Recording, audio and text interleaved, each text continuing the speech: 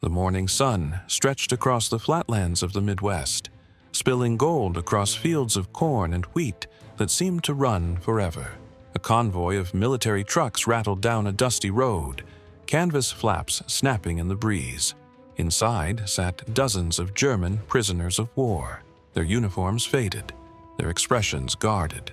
They expected punishment, chains, or perhaps humiliation. Instead, the vehicle slowed near a family farm, where rows of crops shimmered in the heat.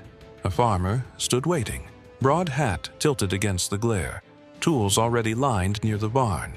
The paradox unfolded in silence. Enemy soldiers were not marching into cells but into fields. How could men who once fought across Europe now be asked to harvest corn in Kansas or pick apples in Michigan? The question hovered, unspoken, as boots touched American soil, not as conquerors, not as captives, but as workers. The first shock was not brutality, but normality. Guards handed out instructions instead of rifles. Farmers spoke in plain words, not shouts. The scent of tilled earth rose, mixing with the sweetness of hay and the faint smoke of breakfast fires from nearby houses. The prisoners expected hostility, yet what met them was need. America faced a labor shortage. Millions of young men were fighting overseas, leaving farms desperate for hands. German prisoners filled that gap. By 1945, over 425,000 German POWs lived in camps across the United States, with nearly half employed in agricultural labor at some point. The numbers told the scale. Each farm required dozens of workers during harvest, and across states like Texas, Iowa, and Nebraska, hundreds of thousands of acres depended on manpower. With American soldiers abroad, the government authorized the use of prisoners under Geneva Convention guidelines. By official reports, POW labor contributed over 90 million man-days of work between 1943 and 1946. This was not marginal, it was essential. Farmers who feared crops would rot now watched as men who once wore the Iron Cross bent over rows of beans and wheat. The paradox deepened every day. German soldiers, raised on propaganda that painted Americans as decadent and cruel, found themselves treated with a strange civility. They ate meals with meat, bread, and milk, better than rations in wartime Germany. They received small wages, paid in canteen coupons, which they used to buy tobacco or soap. Farmers sometimes shared cigarettes during breaks, nodding in appreciation as prisoners worked long hours. The enemy was no longer a faceless demon but a neighbor in the field. For the prisoners, the sensory details lodged deep: the rustle of corn stalks in the wind, the sweet taste of ripe fruit, the feel of sun on their backs. These became the textures of captivity. Compared to the mud and blood of Europe, American farms felt almost like freedom.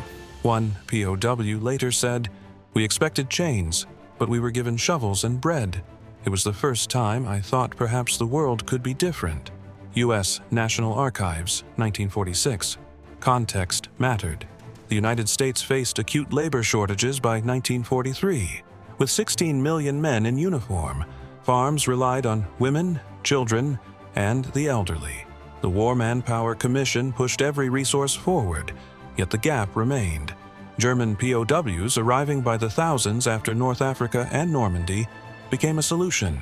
Farmers initially resisted, fearing sabotage, but within months, most changed their minds. Reports showed productivity rising, crops saved, and little trouble. Trust, once unthinkable, began to grow. Ethical questions emerged early. Was it right to use prisoners in this way? Geneva required humane treatment and forbade dangerous labor directly tied to war production. Yet agricultural work was permitted, and the U.S. Army ensured conditions met basic standards. Historians note that the arrangement blurred lines. Prisoners were captives, yet they were also contributors to the American home front. Some saw it as exploitation, others saw it as opportunity. For the POWs themselves, the experience often became less about coercion and more about discovery. The numbers illustrated discovery. In Texas alone, more than 65,000 prisoners worked cotton fields, harvesting thousands of bales that kept the textile industry alive. In the Midwest, Camps dispatched crews to pick fruit, bale hay, and shell corn. By 1945, more than 25% of all agricultural counties in America had relied on POW labor at least once. What had begun as a desperate measure evolved into a quiet revolution, enemy soldiers saving American harvests. For farmers, the shock was practical. They saw strong young men who could swing scythes, lift sacks, and mend fences. Many had lost sons to Europe or the Pacific. Now, ironically, German sons filled their absence. Some families treated the men kindly, offering coffee during breaks. Others maintained strict formality, never forgetting these were enemy soldiers. Yet, in nearly every case, work replaced fear. The land demanded hands, and the prisoners provided them. The sensory contrast returned with each day. At dawn, prisoners smelled dew on grass as guards unlocked camp gates. By noon, they felt sweat sting their eyes as they cut wheat under the blazing sun. In the evening, the sound of cicadas and the creak of barns replaced the thunder of artillery. For men who had lived in war's chaos, the rhythm of farm life was disorienting in its peace. Numbers reinforced the paradox.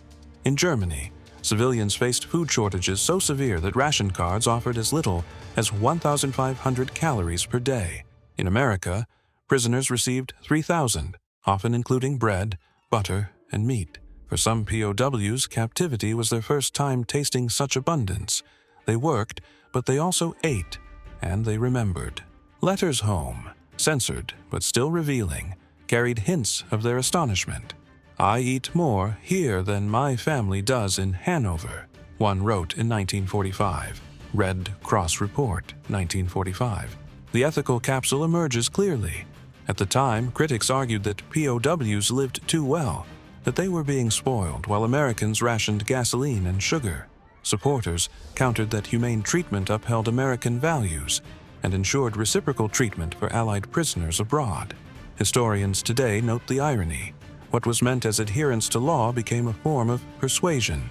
Many German POWs left America with respect, even admiration, for the country that had captured them. Trust grew in unexpected ways. Farmers sometimes left prisoners under minimal guard, confident they would not flee. Escapes did occur, but rarely. Most men understood that running across hundreds of miles of farmland was hopeless. More importantly, many did not wish to leave. Life on American farms, though confined, offered dignity. Work gave purpose, food gave strength, and human contact gave glimpses of a different world. Numbers, again, show scale. By late 1944, more than 700 camps dotted the United States, many near rural communities. Each sent daily work details into fields, factories, or construction projects. More than 200,000 POWs worked in agriculture at peak, their output measured not only in crops harvested but in impressions formed. For every bushel of wheat they cut, they also absorbed images of abundance and normality that contradicted everything they had been taught. The sensory legacy lingered long after work ended each day. Prisoners lay in barracks at night, listening to the faint sounds of American life beyond the wire. Radios playing swing music, dogs barking, trains rolling past. The smells of supper from farmhouses drifted on the breeze. These reminders, subtle yet constant, made captivity feel less like prison and more like exile into a strange, prosperous land. One former POW later explained, "We were enemies in uniform, but in the fields we became men again. The earth does not care for politics. It only asks for hands." BBC interview, 1962. His words capture the essence of the paradox. In working American farms, German prisoners discovered not punishment, but humanity. By the time harvests ended in 1945, the relationship between POWs and farmers had transformed. Camps received letters from families requesting specific crews by name, praising their work ethic. Some farmers brought gifts at Christmas, pies, blankets, or books. These gestures blurred the lines between captor and captive. War remained real, but in the furrows of American fields, another story unfolded, one of labor, dignity, and reluctant admiration. At first, suspicion clung to every exchange. Farmers eyed the prisoners with folded arms, wondering if these men who had once worn the swastika could be trusted near families, barns, and tools. Guards kept rifles slung, though rarely raised. Yet, as weeks turned into months, tension softened. The men worked hard. They woke early, labored without protest, and returned to camp dusty and tired but not bitter. Even skeptical farmers began to acknowledge the results. Corn was harvested on time, apples were picked before frost, and cotton bales stacked higher than expected. Productivity spoke louder than politics. The paradox deepened with every season. German POWs had been taught that Americans were soft, incapable of endurance. Yet in the fields they saw families who worked dawn to dusk. They saw women steering tractors, children gathering eggs, old men hauling water. This contradicted everything in Nazi propaganda. America was not decadent. It was industrious, resilient, and above all, abundant. One prisoner recalled, "We had been told Americans lived in excess, yet here excess came from labor, not weakness." U.S. National Archives, 1946. The numbers illustrated the gap in perception.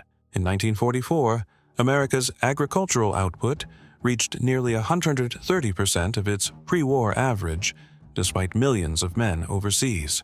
Germany, under blockade and bombing, saw production collapse by almost 40% compared to 1938. While German civilians queued for bread, American barns overflowed. POWs saw this firsthand when they loaded grain into silos that seemed to stretch forever. Sensory memory sharpened the contrast. The smell of fresh-baked pies, cooling in farmhouse windows, drifted across fields. The sight of overflowing pantries, jars of preserved peaches, shelves lined with canned tomatoes haunted men who knew their families at home survived on turnips and ersatz coffee. Even the hum of a refrigerator in a farm kitchen stunned them. To men who had grown up with ice boxes or none at all, the steady buzz of cold air felt like sorcery. Work became education. They learned the rhythm of American agriculture, from planting corn with mechanical drills to irrigating fields with pumps that sputtered and roared like engines. They watched combines harvest in hours what dozens of men would take days to cut by hand. Each machine symbolized efficiency on a scale Germany could not match. Some prisoners admitted later that the war was lost not on battlefields, but in these fields, where technology and abundance joined forces. Ethical reflection surfaced often. Was using POWs for such work fair? Geneva allowed it, provided conditions remained humane. Critics complained prisoners ate better than some Americans bound by ration stamps. Supporters countered that feeding them well ensured loyalty and productivity. Historians now argue that this humane treatment became a weapon in itself. By showing enemy soldiers dignity, America undermined the ideology that had sent them to war. Numbers reinforced dignity. Each POW earned roughly 80 cents per day, not in cash, but in coupons. With these, they bought cigarettes, soap, even small luxuries in camp canteens. Over time, men realized they were being paid for labor, not merely exploited. Reports show that by 1945, POW labor had contributed more than $100 million worth of agricultural value measured in contemporary dollars. To farmers, it was salvation. To prisoners, it was unexpected respect. Sensory details piled up into memories. The feel of sunburnt skin after a long day contrasted with the softness of bread eaten at supper. The weight of hay bales lifted onto wagons contrasted with the ease of swinging a hammer when repairing fences. The clang of milk pails, the bleating of cows, the laughter of children on porches. These replaced the noise of artillery and the screams of battlefields. For many, the war receded into background hum, replaced by the immediacy of farm life. Cultural collisions emerged. Some farmers spoke German, descendants of immigrants who had settled in the Midwest decades earlier. Conversations sprang up, halting but human. Shared jokes over stubborn mules or broken tools bridged the gap. Other times, misunderstandings caused tension. A POW might bow politely, startling an American housewife unused to such gestures. A farmer might interpret silence as arrogance. Yet over time, familiarity eroded strangeness. These interactions became small acts of reconciliation in the midst of global conflict. The paradox of abundance grew sharper each payday. POWs used coupons to purchase candy, toiletries, and even radios within camps. Music drifted from barracks, swing tunes, and jazz that contrasted with the martial marches they had known. For many, it was their first exposure to American culture outside propaganda. Some prisoners confessed later that they began to admire the very society they had been ordered to destroy. Numbers once again tell the story. By 1945, nearly half of America's German POWs, over 200,000 men, were directly employed in agriculture. They harvested an estimated 1.5 million tons of produce and processed untold quantities of grain. Without them, shortages would have strained the home front. With them, abundance endured. To prisoners, the realization was humbling. They were no longer warriors but workers, yet even as workers they contributed to the strength of their captor. The sensory image of barns bursting with hay or granaries echoing with grain haunted men long after repatriation.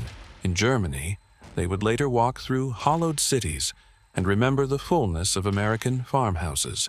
One man wrote in his diary, "We lost the war when we lost the harvest." Red Cross Report, 1945. Ethical questions returned. Did such treatment amount to indoctrination? Some Allied officers worried the kindness might be excessive, yet evidence suggests the impact was profound in a different way. Rather than being broken, the POWs were re-educated by exposure to normal life. By witnessing abundance, they came to doubt the ideology that had promised them victory. Historians argue that this subtle form of influence shaped post-war attitudes more than any leaflet or speech. Farm families, too, were changed. Many had never seen a German up close. They expected cruelty and found instead young men not unlike their own sons. Some even invited trusted prisoners into homes for meals, violating regulations but building bonds. Children grew used to seeing tall, blond men working alongside their fathers, sometimes sharing candy or stories in broken English. These moments blurred the lines between enemies and neighbors. Numbers measure even these bonds. Surveys conducted after the war showed that more than 70% of American farmers who employed POW labor described the experience as positive. Less than 10% reported serious problems. In contrast, nearly 60% of German POWs later recalled their farm labor as the most humane part of captivity. The figures align with memory. Work in fields created respect that camps alone could not. The sensory conclusion of each season became ritual. Harvest festivals in some towns coincided with POW labor. Farmers brought pies, families gathered, and though prisoners could not join fully, they watched from fences. They saw abundance celebrated, food shared, and community alive. The echo of laughter across the fields became another kind of weapon, one that showed what they had fought against, but also what they might one day aspire to. By 1945, as Germany collapsed, the paradox reached its peak. Men who had once sworn loyalty to Hitler now found themselves thankful for bread shared by American farmers. They knew their families starved in Europe, yet here they tasted butter, milk, and fruit. It was an inversion of expectation so complete that it marked them for life. The battlefield had defined them as enemies. The farm redefined them as men. By the summer of 1944, the network of camps had spread across the American landscape like a hidden map. Nearly every state east of the Rockies hosted at least one, and rural counties depended on them as much as they once depended on rainfall. From the pine forests of Louisiana to the wheat belt of Nebraska, German prisoners rose with the sun, filed into trucks, and rolled out to farms that waited for their hands. The numbers revealed the scale. Over 700 main and branch camps scattered across 46 states, housing more than 425,000 prisoners. Of these, nearly half worked the land at one time or another. It was not an experiment anymore. It was a system. The paradox endured. Men who had once marched under banners of conquest now spent hours bent over rows of beans, cotton, and wheat. They had been trained to fire rifles. Now they learned to fix tractors. They had studied tank tactics. Now they studied irrigation ditches. Each day stripped away more of the mythology that Nazi propaganda had woven. The enemy they had been taught to despise gave them bread, paid them small wages, and demanded only labor in return. Sensory memories filled their days. The groan of wooden wagons, the warm scent of cut hay, the sting of sun on their necks. They remembered the laughter of children chasing chickens across yards, the taste of cold water drawn from deep wells, the weight of tools smoothed from decades of use. Compared to the mechanized roar of panzer engines or the chaos of artillery barrages, these sounds and textures felt like another world entirely. The numbers behind the transformation told another story. In Iowa alone, more than 25,000 POWs worked fields during peak harvest. In Texas, 65,000 helped bring in cotton, saving a crop worth hundreds of millions in today's currency. Across the country, more than 90 million man-days of labor were logged by the time the war ended. This was not charity. It was necessity. Farmers wrote letters to state officials pleading to keep their POW crews for just one more season. Suspicion slowly dissolved into familiarity. At first, farmers kept their distance, offering instructions with sharp voices. But the prisoners followed orders, worked hard, and rarely complained. Slowly, guards relaxed, sometimes leaning rifles against fences while prisoners hoisted hay bales. A strange trust grew. In some places, farmers even allowed favored crews into kitchens for meals. Women baked pies, set coffee on tables, and listened with curiosity as these young Germans tried halting English or relied on gestures. For children, the prisoners became both exotic and ordinary, strangers who told stories, yet who also mended fences or built chicken coops. The paradox pressed further. German soldiers, taught that America was soft, discovered a society defined by labor. American children rose at dawn to gather eggs before school. Wives managed farms with competence and authority, while husbands served overseas. Elderly men still drove tractors and kept accounts. This endurance shocked the prisoners. One recalled later, "We saw that America fought not only with soldiers, but with women, old men, and children. That is when I realized we could never exhaust them." U.S. National Archives, 1946. The ethical capsule emerged in this period. Geneva allowed agricultural work, but critics still argued about fairness. Some Americans complained prisoners lived better than poor citizens, eating meat and bread while others rationed. Army officials responded that humane treatment was required, not optional. Historians today debate whether this treatment was manipulation or simply principle. At the time, though, it had consequences. Thousands of German POWs left the war, with deep respect for the very nation that had defeated them. Numbers of escapes underscore the point. Despite hundreds of thousands of prisoners across open farmland, only a tiny fraction attempted flight. Records show fewer than 1% tried to escape, and nearly all were recaptured quickly. Most understood the futility of running across thousands of miles of hostile territory. But beyond futility lay another truth. Many did not want to leave. They preferred the routine of farm work, the steady meals, and even the quiet kindness of families. The sensory impressions confirmed this preference. At night, back in camps, they lay on bunks listening to crickets outside instead of artillery. The faint glow of farmhouses across fields, the smell of wood smoke, the echo of laughter from distant porches, all seeped into memory. One wrote years later, "In America, even as prisoners, we felt life. In Germany, as free men, our families starved." Red Cross Report, 1945. As 1945 unfolded, the paradox became undeniable. German cities were bombed to rubble, rations shrank, and millions faced hunger. Yet in America, POWs hauled in crops so abundant that barns overflowed. They packed apples into barrels, shipped wheat to mills, and loaded milk onto trucks. The food they produced sustained a nation at war. The irony was sharp. They had been captured to neutralize them, yet their labor became vital to the enemy's strength. The ethical reflections deepened after Germany surrendered. Some argued that continued POW labor was exploitation, no longer justified by war, but many prisoners welcomed it. Going home meant hunger, destruction, and uncertainty. Staying meant bread, work, and safety.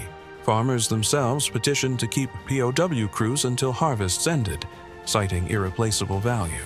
Officials allowed it, extending labor contracts into late 1946 in some states. Numbers showed the results.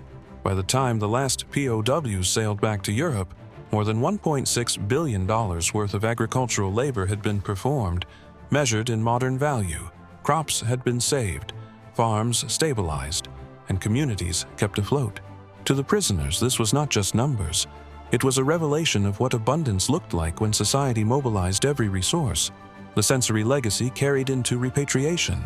On ships home, men talked not of battles, but of bread. They remembered the taste of butter, the smell of roasted corn, the sight of full pantries. These images became sharper than the memory of defeat. They returned to a Germany of ruins, where families waited in hunger. Against that backdrop, the memory of America's abundance felt almost unreal. The paradox concluded with quiet recognition. They had gone to war expecting to dominate. They ended it working in fields that revealed their weakness and America's strength. Tanks and guns had not convinced them as much as barns and silos. The true weapon had been abundance. The war's end came not with gunfire, but with silence that rolled across the camps. Radios crackled with news of Germany's surrender in May 1945, and for a moment, prisoners who had once marched under banners of conquest stood in stunned quiet. For them, the reality of defeat was less about military collapse than about what awaited at home. Letters trickling through Red Cross channels told of ruins, hunger, and families reduced to desperation. Men who had spent 2 years picking cotton or harvesting corn in America understood that their lives in captivity, once dreaded, had spared them from the worst. The paradox became sharper. Captivity had offered meat, bread, and milk. Freedom would offer rubble, ration lines, and loss. Men stared across American fields, barns, and farmhouses with a strange ache. They knew they would soon be shipped back across the Atlantic, away from abundance and into scarcity. A few wept openly, not for the Reich, but for what they were about to lose. Numbers set the contrast in hard light. In 1945, the average American consumed more than 3,200 calories per day. The average German civilian consumed fewer than 1,500, much of it from ersatz substitutes. While POWs baled hay under the Iowa sun, their families at home survived on watery soup. The irony was brutal. The men who had lost the war ate better as captives than as free citizens of their homeland. The sensory details reinforced the divide. The smell of roast meat at Sunday dinners offered by sympathetic farmers, the sound of laughter from children playing near barns, the feel of clean sheets in well-run camps, all contrasted with the images of bombed-out German neighborhoods described in censored letters.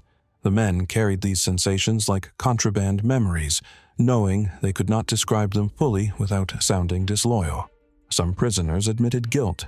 "We lived like kings compared to our families," one recalled decades later. "It was captivity, but it was not suffering, and that knowledge weighed on us when we stepped onto the ship's home." U.S. National Archives, 1946. Repatriation began slowly. Trains carried men from rural camps to coastal ports, where ships waited to take them back to Europe. Guards stood watch, but by then the discipline was unnecessary. Few prisoners wanted to flee. Many dreaded what awaited them more than what they were leaving behind. The ships themselves became vessels of reflection. On deck, men stared at the horizon, trading stories of farms, barns, and families they had worked for. They remembered the taste of fresh milk, the smell of hay in summer, the sight of silos rising like monuments. These became the images they carried back to a defeated land. The paradox of captivity followed them onto the docks of Bremen, Le Havre, and Hamburg. Cities lay in ruins, their streets choked with rubble and ash. Families greeted them not with relief, but with weary stares. Food was scarce, housing destroyed. The men who returned from America felt an almost unbearable contrast. They had been prisoners, yet they had eaten oranges. They had been captives, yet they had worked in fields overflowing with corn. Now, free at last, They stood in streets lined with ruins and smelled nothing but smoke. Numbers defined their despair. Post-war surveys revealed that caloric intake for German civilians dipped to a 200 per day during the harsh winter of 1946 to 47. Malnutrition swept through cities. Children grew thin, the elderly frail. Meanwhile, returning POWs told quiet stories of abundance they had witnessed overseas. Some were believed. Others were dismissed as exaggerations. How could bread be endless? How could pantries be full while war raged? Yet the men who had lived it knew the truth. The sensory dissonance haunted them. They dreamed of rows of fruit in American orchards while queuing for turnips. They remembered the taste of butter while spreading thin layers of margarine across stale bread. They recalled the low hum of American refrigerators while standing in bombed-out kitchens where cold came only from cracked windows. These memories became both comfort and torment. The ethical debate deepened in their minds. Geneva had guaranteed humane treatment, but what they experienced had gone beyond law. It had shown them a different way of life. Some asked if that was manipulation. Had they been softened, even broken by kindness? Historians later debated the same point. Was the American approach cynical, aimed at turning captives into future sympathizers, or was it genuine adherence to principle? The answer remains contested, but for the men who had lived it, the line blurred. Humanity itself had become a weapon. Letters and memoirs reveal the impact. I came home and told my family about barns filled with food, and they looked at me like I was mad. One wrote in 1947, Red Cross Report, 1947. But I had seen it. I had worked in it, and it never left me. These testimonies show how captivity transformed into a kind of education, one more enduring than any propaganda leaflet. Numbers show its reach. Of the 425,000 German POWs in America, more than half worked in agriculture at some point. Tens of thousands returned with vivid memories of farms, families, and food. Surveys decades later found that more than 60% described their American captivity in positive terms, with farm work often cited as the most humane aspect. These figures challenge assumptions about war.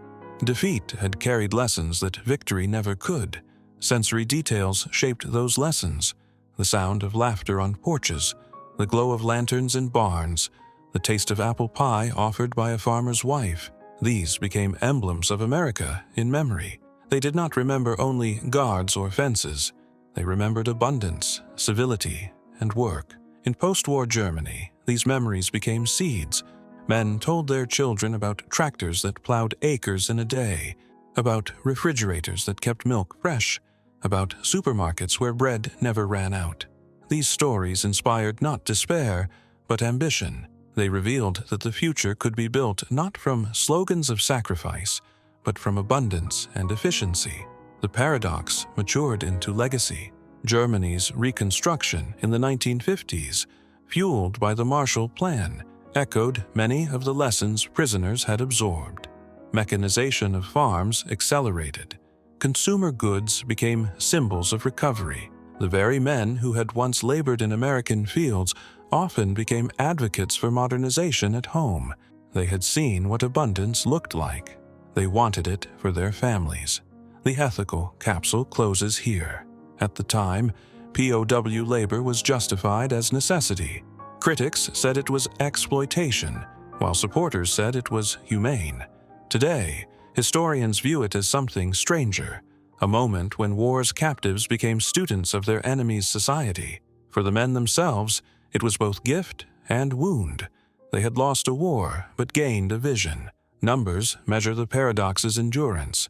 By the 1960s, West Germany's agricultural output had surpassed pre-war levels, and calorie intake for civilians matched that of the United States.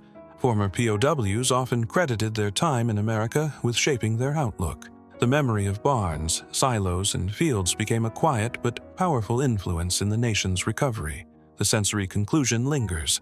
The sound of tractors in rebuilt German fields carried echoes of engines in America. The smell of bread in rising bakeries reminded men of farm kitchens in Iowa. The sight of children eating oranges in post-war markets recalled the impossible abundance of POW camps. These were not just memories. They were lessons turned into practice. By the end of the 1940s, the paradox had completed its circle. German prisoners had been captured to neutralize them. Instead, they had been shown a world where labor and abundance reigned. They returned to ruins, but within those ruins, they carried the memory of plenty. And in time, that memory helped reshape a nation. The last chapters of captivity unfolded not with drama, but with routine that quietly shaped memory. By 1946, as transport ships ferried prisoners home in steady waves, the camps emptied. Barns filled that autumn not only with grain and hay, but with silence. The absence of crews who had once bent their backs in the fields. Farmers who had come to rely on German labor suddenly felt the weight of scarcity again. Many wrote to officials pleading for their return, even as the war was long over. The irony was sharp. The enemy had become indispensable. For the prisoners themselves, departure carried mixed feelings. They longed for families, for homeland, for the familiar cadence of their own language spoken without restraint. Yet they also feared hunger, rubble, and resentment waiting back home. The paradox pressed hardest in the final days of captivity. In America, they had eaten well, worked steadily, and been treated with civility. In Germany, freedom meant shattered streets and empty cupboards. They boarded ships with dread and nostalgia intermingled, a bitter cocktail of memory. Numbers quantify this final paradox. By the time repatriation ended, over 370,000 German POWs had returned from American soil. More than half of them had spent months or years on farms, logging tens of millions of man-days of labor. They harvested, planted, repaired, and maintained an agricultural system that kept America abundant during wartime. Without them, shortages would have spread. With them, abundance endured. The figures did not lie. Their labor was essential to the American home front. Sensory impressions of farewell burned deep. Men remembered the hum of trucks that had carried them to fields each morning. They recalled the taste of coffee offered by farmers on cold days, the smell of fresh hay in barns, the sound of cicadas as dusk settled over fields. They carried these details back to Europe as proof of another world. Some described them to families with awe, others with guilt, but none forgot them. One prisoner summarized it decades later. We had expected chains. Instead, we were given bread, work, and a glimpse of another life. That changed us more than defeat itself. BBC interview, 1962. His words capture the enduring truth. Captivity in America had redefined the meaning of enemy.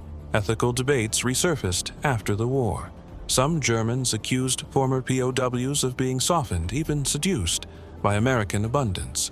Others viewed their stories as exaggerated, even traitorous.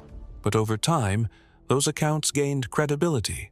As West Germany rebuilt, the experiences of former prisoners who had labored in America became valuable testimony. They argued for modernization, mechanization, and abundance as goals worth striving for. The farms they had known became models, sometimes consciously, sometimes unconsciously, for the farms they rebuilt at home. Numbers of influence emerge in post-war data.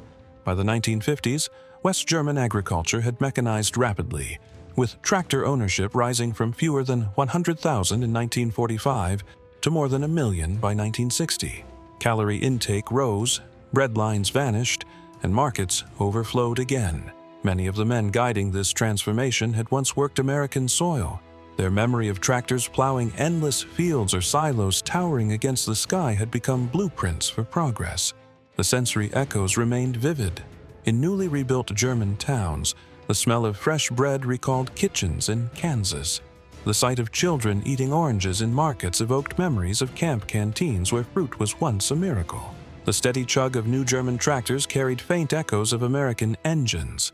These connections formed a bridge between captivity and recovery, between defeat and reconstruction. The paradox hardened into legacy. Captivity had not broken them, it had reshaped them. Farmers' kindness, American abundance, and the dignity of work had left marks deeper than propaganda or indoctrination.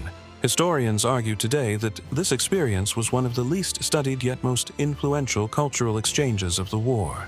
A defeated army's soldiers, scattered across America, became accidental students of its society, and when they returned home, they carried lessons that no leaflet could have taught. The ethical capsule closes with reflection. Geneva demanded humane treatment, and America complied. At the time, some called it indulgence, others called it weakness, but history judges differently. Humane treatment became a weapon sharper than any bayonet. It disarmed not through fear, but through dignity. The prisoners who had lived it became witnesses to a truth larger than victory or defeat. That abundance itself could be a strategy. Numbers provide the epilogue. More than 425,000 German POWs spent time in the United States. More than 200,000 worked in agriculture. Their labor produced food worth hundreds of millions in 1940s currency, billions in today's. Their stories filled archives, letters, and memoirs. Decades later, surveys revealed that a majority remembered their captivity positively, with farm work most often cited as the defining experience. These are not small figures. They are the weight of history. The sensory conclusion ties it all together. The prisoners remembered not only fields and barns, but the sounds of radios playing swing, the glow of farmhouse lights at dusk, the taste of butter on bread. These details outlived uniforms and ranks. They outlived ideologies. They became the heritage of men who had gone to war as enemies and returned home as reluctant admirers of the nation that had defeated them. The final paradox is simple, yet immense. German soldiers had been captured to neutralize them, to remove them from battlefields. Instead, they became essential workers in America's war effort, saving harvests and sustaining abundance. They had been expected to suffer, yet they discovered civility. They had been told America was weak, yet they saw strength in every barn and silo. In the end, the greatest lesson was not about captivity, but about abundance. America had shown that strength was measured not only in tanks or guns, but in bread, butter, and barns filled to bursting. The German POWs who worked its farms carried that lesson home, and it changed them forever.